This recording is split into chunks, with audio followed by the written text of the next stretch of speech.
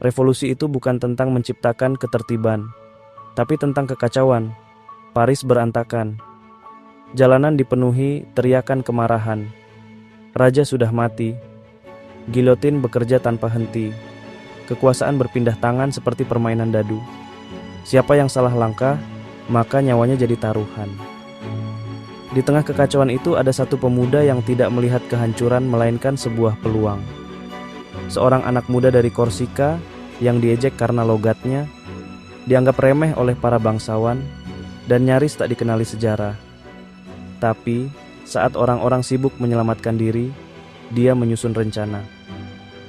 Sejarah bukan sekadar cerita tentang masa lalu. Ini adalah cermin bagi kita hari ini. Karena di balik kekacauan ini, tersembunyi pelajaran tentang bagaimana seseorang bisa membaca keadaan, mengambil peluang, dan mengubah nasibnya sendiri. Inilah kisah Napoleon Bonaparte, bagaimana dia bangkit dari kekacauan, menghadapi pengkhianatan, revolusi, serta peperangan, untuk akhirnya menjadi legenda. Dan semuanya dimulai dari kekacauan ini. Tahun 1789, Prancis bukan lagi negeri para raja, tapi medan perang ideologi. Setelah berabad-abad diperintah oleh monarki absolut, rakyat akhirnya meledak. Pajak yang mencekik, kelaparan yang mengganas, dan kesenjangan sosial yang semakin tajam, membakar amarah yang sudah lama terpendam. Raja Louis ke-16 dan kaum bangsawan masih hidup dalam kemewahan Versailles, sementara rakyatnya kelaparan di jalanan Paris. Dan ketika amarah mencapai puncaknya, penjara Bastille runtuh. Hari itu, 14 Juli 1789, menandai dimulainya Revolusi Prancis. Sebuah era baru yang bukan hanya akan menggulingkan raja, tapi juga akan membentuk ulang seluruh wajah Eropa. Namun, revolusi ini bukan tentang keadilan dan kebebasan semata. Ini adalah era kekacauan. Parlemen yang baru terbentuk, Majelis Nasional, berusaha mengambil alih kekuasaan, tapi kekuatan lama tidak mau melepaskan tahtanya begitu saja. Di luar negeri, kerajaan-kerajaan lain mulai resah.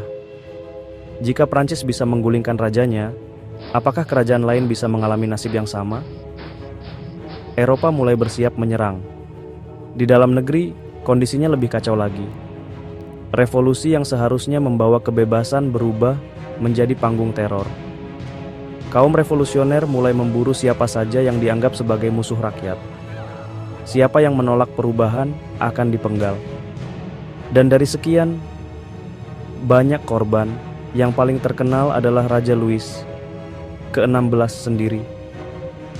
Pada 1793, sang raja dan permaisurinya yang korup dieksekusi di hadapan ribuan orang.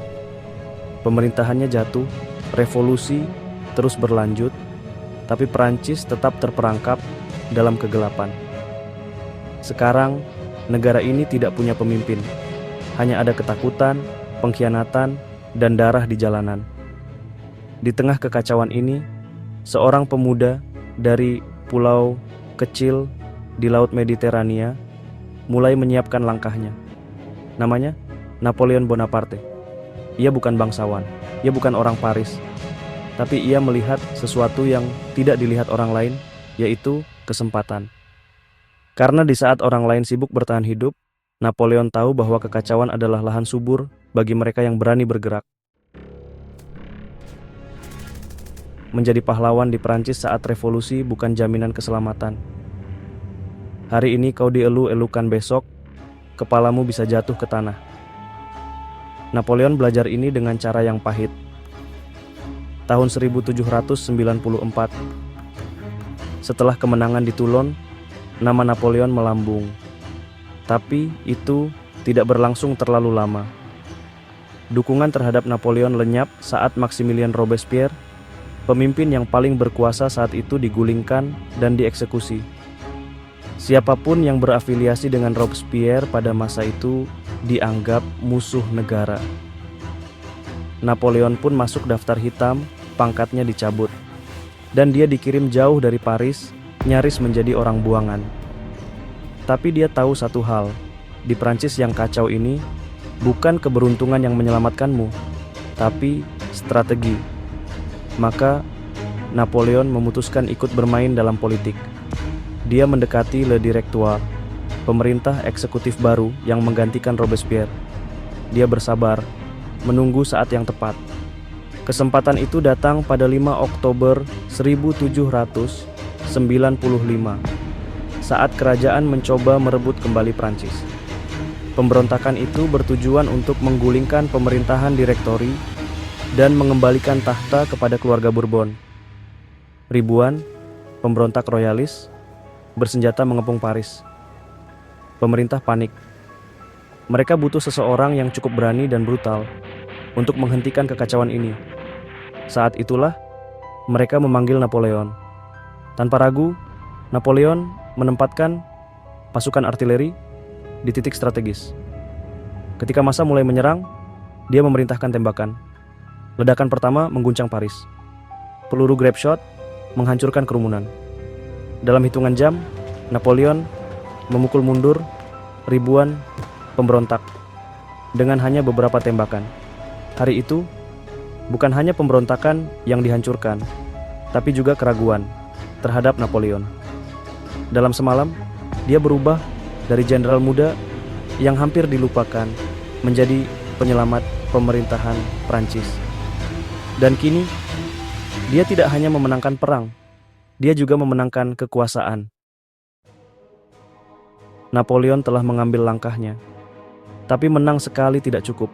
Sejarah tidak mengingat mereka yang beruntung satu kali. Sejarah hanya mengingat mereka yang mengambil kendali penuh atas nasibnya. Dan Napoleon tahu itu.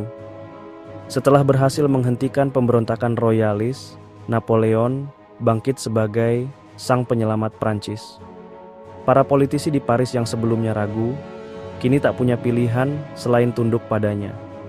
Le Directoire, pemerintahan yang baru berdiri, tahu bahwa tanpa Napoleon, mereka bisa jatuh kapan saja. Mereka butuh dia. Dan Napoleon, dia tahu ini adalah momennya. Tapi kekuatan sejati bukan hanya soal memimpin pasukan. Ini tentang membentuk persepsi. Jadi Napoleon tidak hanya diam menikmati kemenangan. Ia mulai membangun citra dirinya. Di surat kabar, hanya ada satu nama yang dielu-elukan, Napoleon Bonaparte. Di jalanan, rakyat mulai membicarakannya sebagai pemimpin masa depan.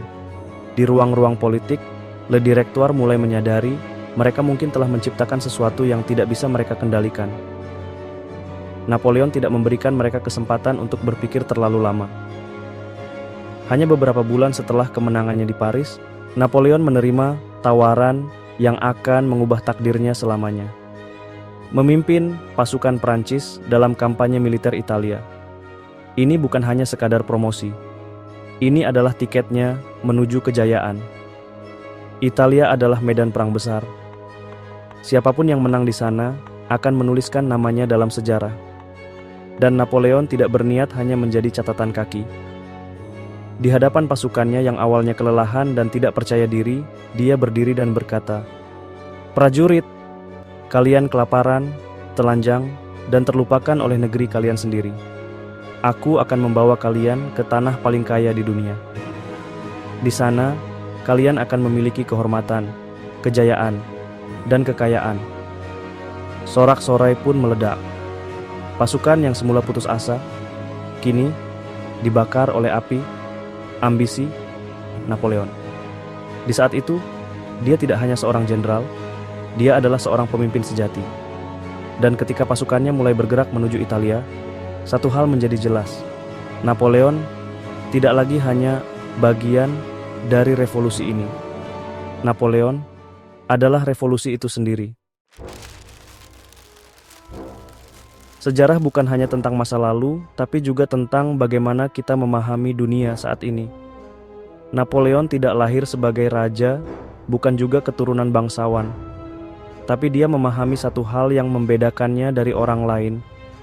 Kekuasaan itu tidak datang sendiri, kamu harus merebutnya. Dan dari kisah ini, ada 3 pelajaran penting yang bisa kita ambil. Saat revolusi pecah, Banyak orang memilih bersembunyi atau melarikan diri. Tapi Napoleon, dia melihat peluang di dalam kekacauan. Hidup pun begitu. Dalam ketidakpastian, ada dua pilihan: menunggu keadaan membaik atau bergerak dan menciptakan peluang. Napoleon tidak hanya memenangkan perang di medan tempur, tapi juga di benak masyarakat Prancis. Dia membangun citranya, memastikan orang membicarakannya, dan mengendalikan narasi tentangnya. Dalam hidup kita, kerja keras saja tidak cukup. Bagaimana kita dilihat, bagaimana kita membangun reputasi, itu juga bagian dari strategi. Napoleon tidak meminta izin untuk menjadi pemimpin. Dia mengambilnya dengan caranya sendiri. Begitu pula dalam hidup, menunggu momen yang sempurna hanya akan membuat kita tertinggal. Tidak ada yang datang memberikan kesempatan. Kitalah yang harus menciptakannya. Dalam sejarah, hanya ada dua jenis orang. Mereka yang menulis kisahnya sendiri, dan mereka yang hanya menjadi bagian dari kisah orang lain. Sekarang pertanyaannya, kamu ada di posisi yang mana? Perjalanan Napoleon belum selesai. Dia telah mengambil langkah besar, tapi bagaimana dia naik ke puncak kekuasaan?